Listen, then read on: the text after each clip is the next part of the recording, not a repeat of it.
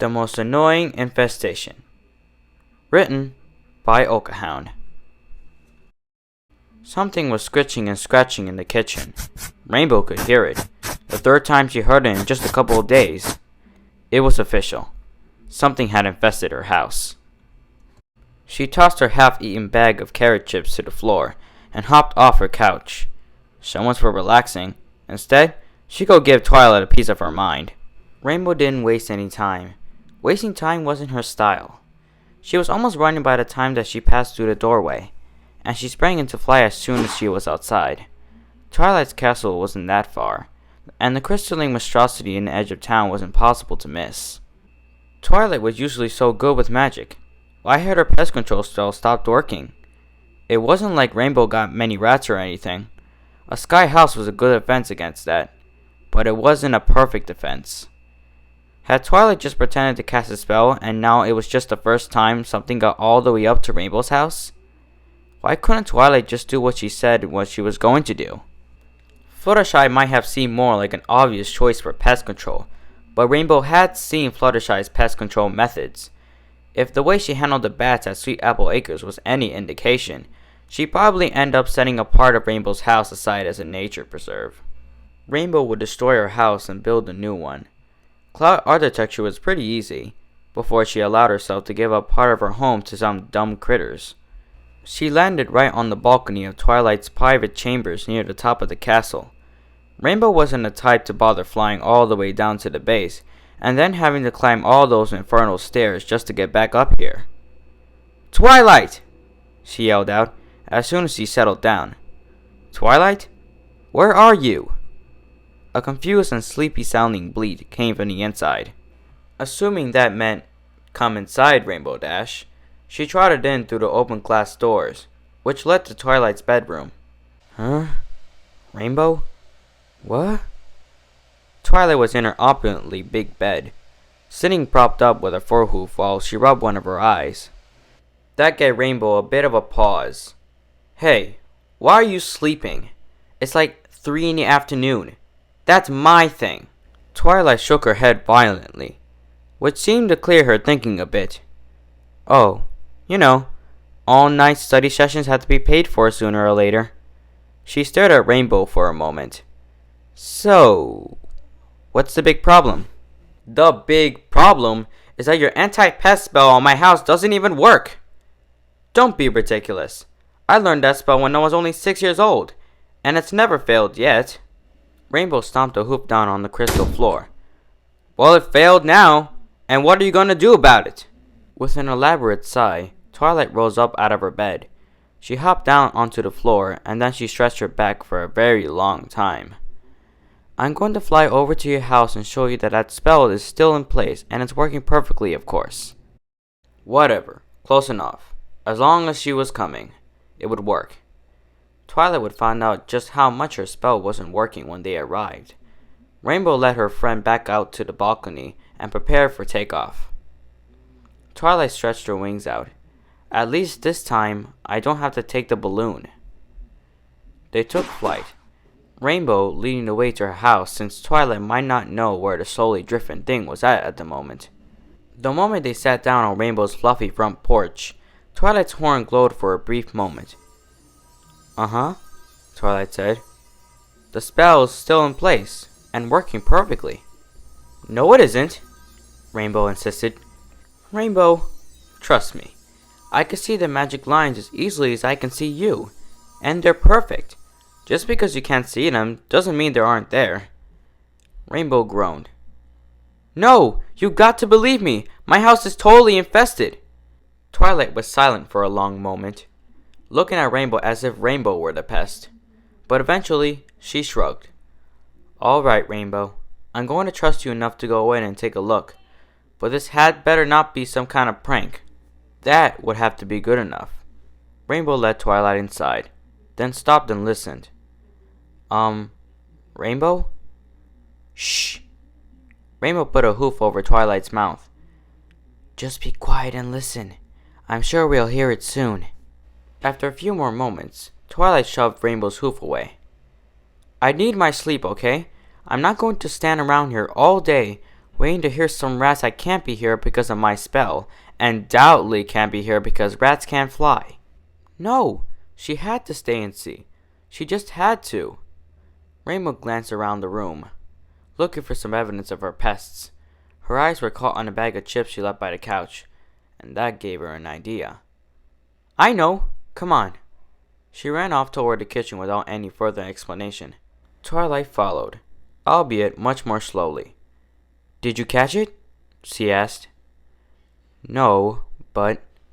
Rainbow rummaged around the inside of her pantry. Aha!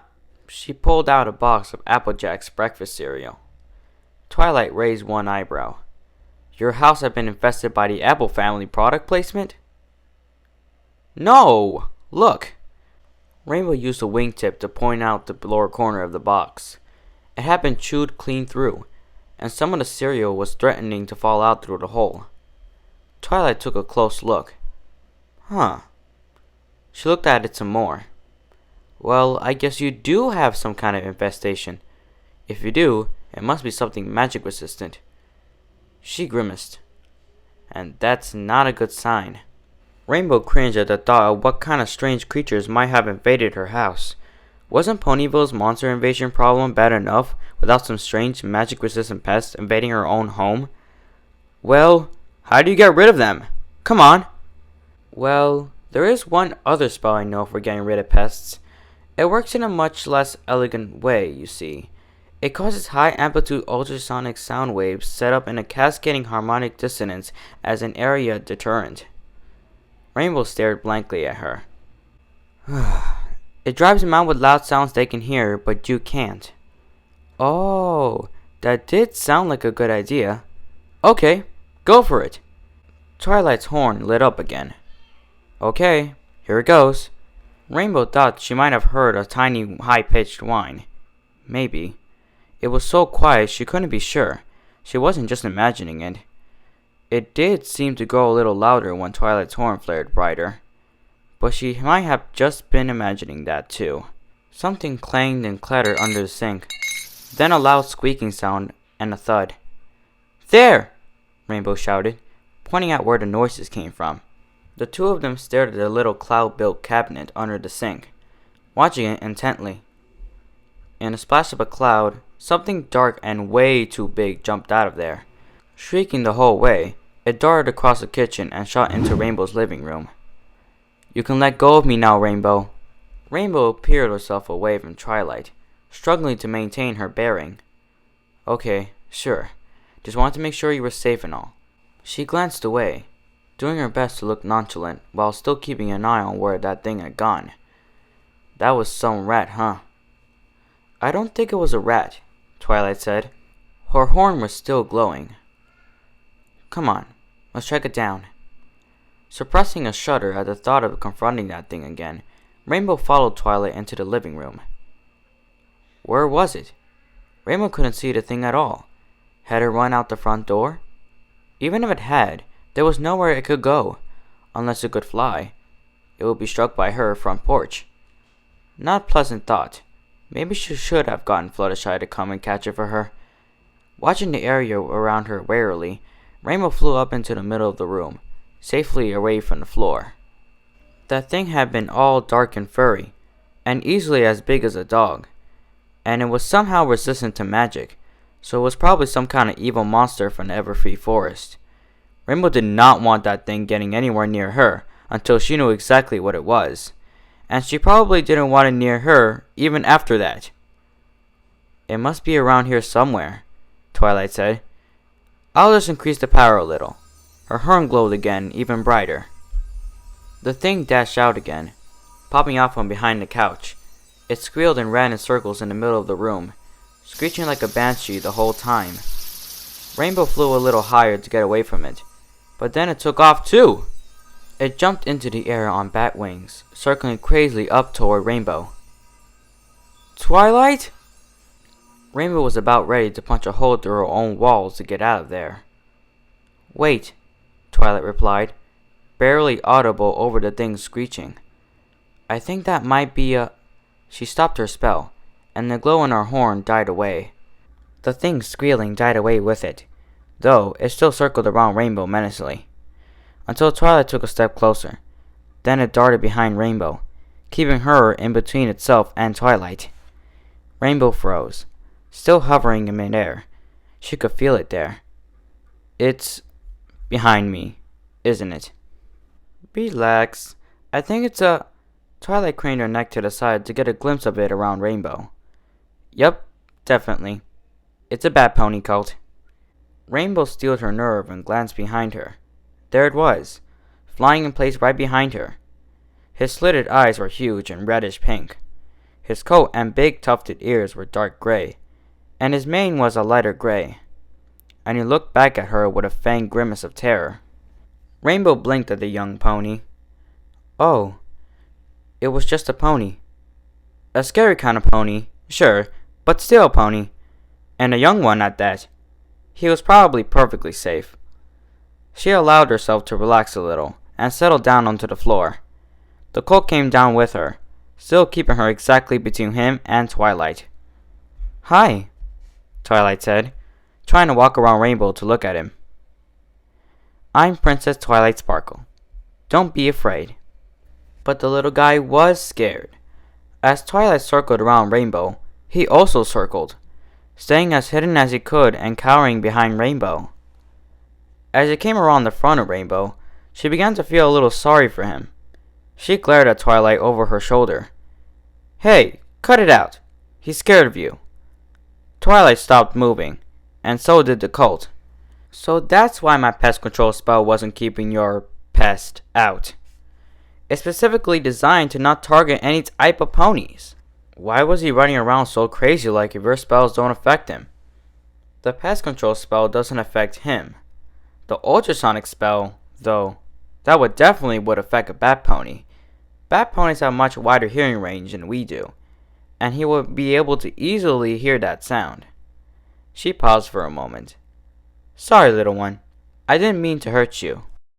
Rainbow looked down at the little colt again. He was in a pitiable state. His fur and mane matted with staring wide-eyed at the two of them as he trembled in place. We'll have to get him back to his parents, Twilight said, in that voice that meant she was talking to herself, not to anyone else. Then she moved a little closer. What's your name, little bat pony? He visibly jumped, cringing away at hearing Twilight's voice. Easy there, kid. Rainbow bent down to get closer to his level. He didn't cringe away from her. Just tell Twilight what your name is. Will she make the bad noise? He asked in a tiny, squeaking voice. Rainbow rose back up, grinning and holding a hoof over her chest. I promise I won't let her make the bad noise anymore. Twilight made an audible scoff off a fence, but she didn't say anything. Go on, kid. What's your name? Rainbow prodded him with a hoof, which he tolerated with surprisingly little fear. Thunderknight Moonglade Kerfuffle Fangling. Rainbow's eyes went wide. Wow, that was really a mouthful. Got it, Twilight said. Okay, I'll go hunt for his family. You stay here and keep an eye on him. He seems to like you a lot better anyway. What? Rainbow shouted in protest. Twilight, I don't know how to deal with kids. The Bat Purple Pony's going to hunt for my family? The colt squealed, also in protest. Rainbow grabbed him and held him close. No, she's not hunting them. It's just a figure of speech. She's going to go find them so we can take you back to them. Twilight smiled back at them. See? You're great with him. And it should only be for a little while. It can't be hard to find a pair of bat ponies who are desperately looking for their son. She darted out the door and took flight, leaving Rainbow alone with the colt.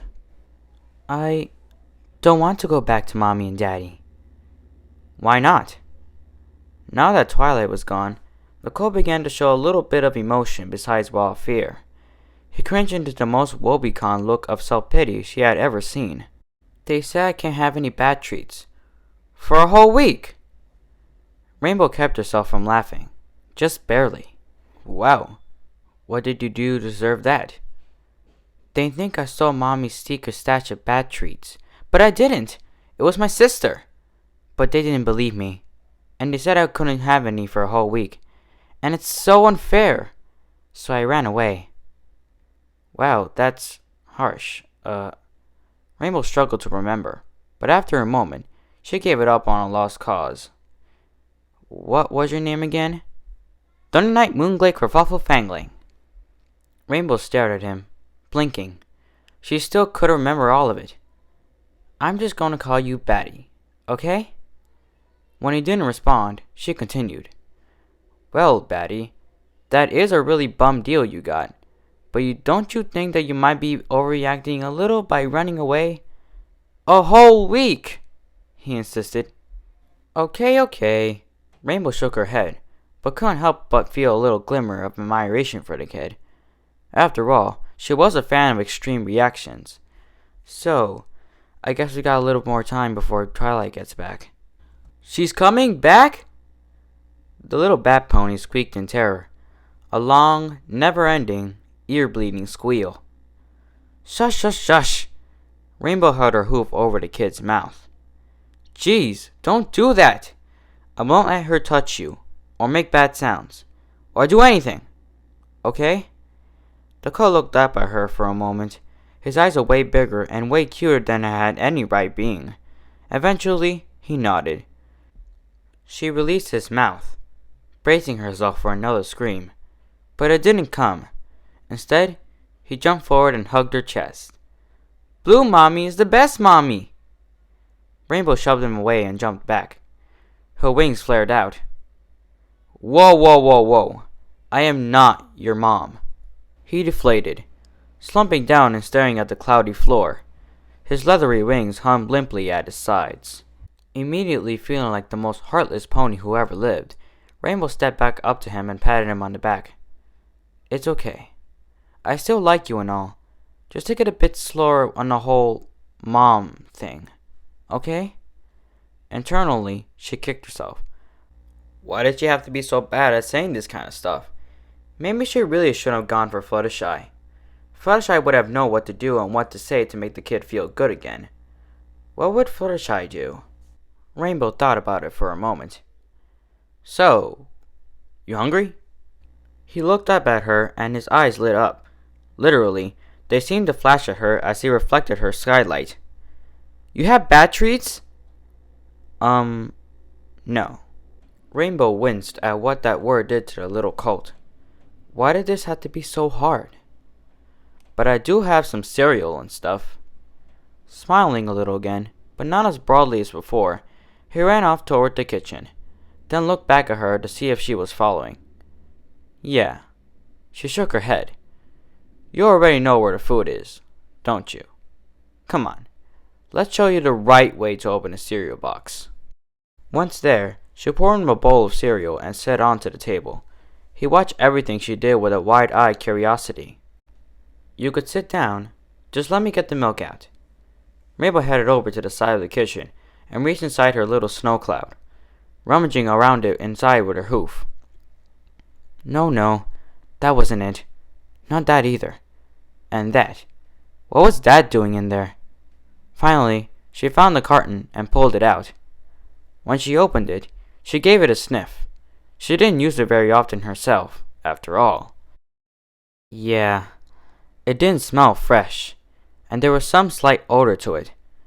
She wouldn't want to drink it, but it would probably be fine for cereal. Probably. Rainbow poured some milk into the bowl as well, and nudged it over the front of one of the fluffy cloud chairs.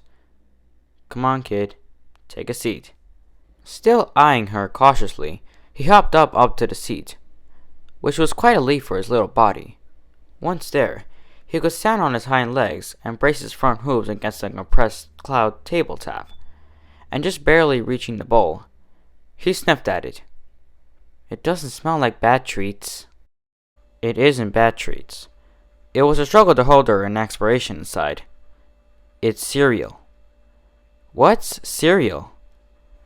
She wasn't sure how to explain it. Twilight would know how to explain it. She memorized dictionaries for fun. It's that. She pointed at the bowl. Oh. Neither of them moved. Well, eat it. He looked up at her, then back down at the bowl. This was going to be the end of her, she was sure. Here she was, trying to be nice to the little thing. And what he was doing? Just staring at things? Eat already! What's your problem? It's not bad treats, he repeated. So what? Eat it anyway. Looking back up at her, with eyes way too innocent for what he was doing, he said, I don't like it. Rainbow felt like screaming and running in a circle after her own tail, but she forced herself to keep calm. He was just a dumb kid, and all dumb kids act like that. How do you know if you don't like it if you haven't tried it? Smells funny. Not like bad treats. Eat it! Right now! He shook his head. Don't wanna. Rainbow stalked up to him, and the scowl on her face must have gotten through to him, judging by the way he shrank back. She loomed over him, even with him on a chair. So help me, goddess. You're going to at least try one bite after I put all that effort into making it. It hadn't really been that much effort, but it was the principle of the thing now. The little colt was intimidated now. He sank his head down to the bowl, then lapped up some of the milk of cereal like a dog. Belatedly, Rainbow realized that he hadn't provided him with a spoon. Did she even have any clean spoons? It didn't matter. As soon as Batty tasted that first bite, his face lit up. After a moment's hesitation, he buried his muzzle in it, scattering little pieces of sugary cereal all over the place as he madly devoured the contents of the bowl. Rainbow watched, wide-eyed, and from a safe distance. In just a few moments, he was done, and licking his lips with a strangely long, thin tongue. Thank you, Blue Mommy. That was yummy. I am not your mom. Rainbow grumbled under her breath. She looked at the table, which was strewn with cereal pieces and splattered with milk. Okay, no biggie. Cloud furniture cleans off easy. The colt's face was also covered in that stuff. One piece of the cereal was stuck on his fur just above his eye. I guess we better get you cleaned up. Smiling, he bounded toward her. Yay! Bat time! Not bat time. She stopped him with a hoop before he could smear his dirty face on her coat and force her to take a shower too. When the colt deflated a little, she added, I don't have a bath. They don't work on cloud houses. No way to keep the water from draining down through the cloud. I do have a shower though. Shower? Rainbow slowly rubbed his hoop down her face. This was going to be a long day, wasn't it? Come on, kid. I'll show you. She led him around the back of the house, where she put a nice little shower stall. It was just a little nook on their bathroom wall, one with a warm summer rain cloud above it. Okay, get in, she told him. He didn't seem to understand why he was going in there, but he trusted her enough to do as she was said. Finning up a little higher, Rainbow gave the warm cloud rain a good kick, letting it loose. A deluge of nice rainwater came down, instantly soaking him. Whining loudly, he bolted out of the shower stall and almost made it out of the bathroom entirely before Rainbow shipped over and caught him with superior speed. Of course, catching the soaking wet colt meant that she was also wet. It just wasn't her day. By the time she managed to get him clean enough that his parents wouldn't call her neglectful when they arrived, she was soaking wet as well. She had to get right into the shower with him in order to soap him up, which seemed to be a concept entirely foreign to him. He still eyed the mane and tail shampoo, rarely as Rainbow led him over the dryer. She didn't even bother warning him as she kicked the special cluster of desert wind clouds built in the wall.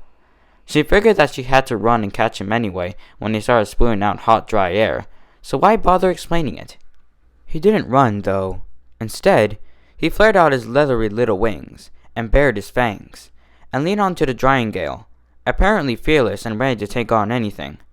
They were soon warm and dry, so she shut the cloud down with another swift kick. Feel better? She asked. He grinned back at her, his fangs poking out of the corners of his mouth a little. So, Rainbow tapped the hoof on the floor a little. I guess Twilight hasn't found your parents yet. What do little bat ponies do for fun anyway?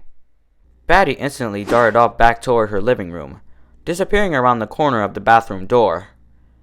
Great, Rainbow muttered. He runs off again. A moment later, though, his face popped back into the doorway. He stared at her like she was the stupidest pony who ever lived. "You are supposed to chase me." Rainbow grinned for a moment, then took off after him. "There, her house is up on that cloud." Twilight pointed up at Rainbow's cloud-born home. The colt's parents nodded. The stallion was tall and lanky, very dark gray, with a purplish mane.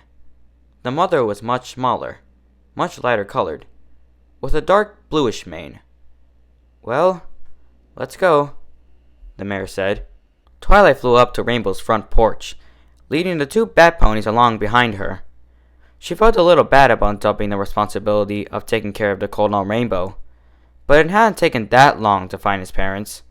And however much Rainbow might not like it, it looked like things were about to work out just fine. When they sat down onto the landing, Twilight heard a sound that she didn't expect.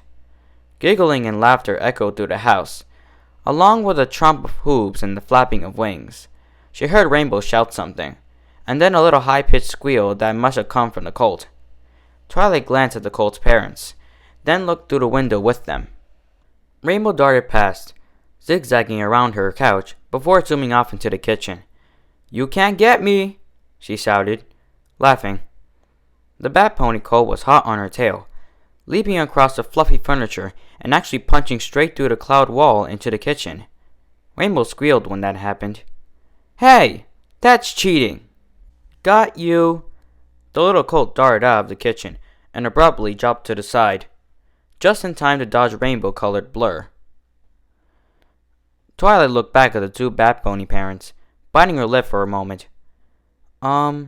This may sound a little weird, but maybe we should give them a little more time together?" The mare smiled, and her husband nodded. The end. Hi everypony, Snogritz here. Congratulations for making it to the end of this video. I definitely enjoyed reading this fic, and it was a pleasure to read it to all of you. Alrighty then, let's get to reviewing this fic. Okay, so here's this. When it comes to a child's personality, you definitely want to make them sound, well, childish, immature, and I think the reader really did a good job when it comes to this colt's personality. A lot of mistakes beginner writers make is that they make adult personalities for all the characters, or childish personalities for all the characters, but you have to have variation when it comes to different ages. Most of the time, many people from different ages act differently, and act accordingly to critical incidents, and the author was really solid on that level, so that's great. I definitely thought that this fic was definitely well planned out, and from beginning to end it definitely made sense, especially the ending, which was definitely not too cliched, but definitely unique. However, I felt like the author was a bit wordy at times, that triggers the confused point for some readers. So when you're wording something, you have to react accordingly to how you word things. Sometimes less is more, or sometimes more is good. In the case for this author, I think he could really know how to use less is more, because he is a bit too descriptive on some things that really triggered the confusion to the reader. Sometimes in writing, you just have to give the basic description. Some authors actually word things too much and be too descriptive about things that they actually don't end up making sense and make the reader confused with what they're trying to say. And notably enough, these common mistakes are made by beginners and expert writers alike, so you definitely want to make sure you're not wording things too much. As always, act accordingly as a writer. A question I like to ask myself is, did I point out what I wanted to say to the reader? Is there anything I need to add or subtract from the sentence? Does it flow with the next sentence? Am I being a little too descriptive? Or maybe it's too basic? Really ask these questions to yourself when you're writing something. But overall, I think the author did a very stellar job on making this fic. Alright, let's wrap this video up. So, it's been about a month since I started my channel, and as of this video, I have 34 subscribers. Thank you guys so much for your support. It's been a great first month for this channel. I definitely enjoy reading all these stories to all of you. Really, I appreciate all of your wonderful comments on my videos. Really, you guys are awesome. I will continue to make more content for all of you to enjoy. Alright, that's it for me. This is Snogritz, signing out.